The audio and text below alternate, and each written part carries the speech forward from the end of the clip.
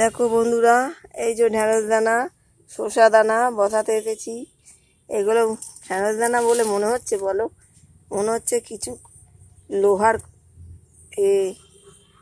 এইরকম কালারের ঢেঁড়স দানা হয়, কিছু রং মিশিয়ে দিয়েছে। দেখো এই যে শসা দানা, এই ঢেঁড়স দানা দেখো, এগুলো ঢেঁড়স দানা কি জানি, ঠকিয়ে দিয়েছে নাকি কি জানি।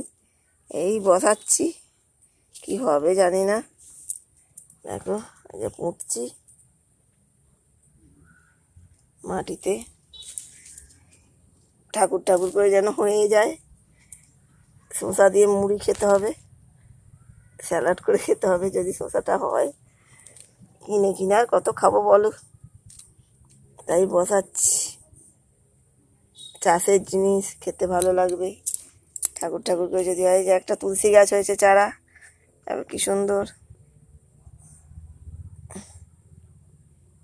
এই যে ধারে ধারে বসিয়ে বসিয়ে যেতে হবে। আর এখানে শিম গাছের চারা হয়েছে, এই যে।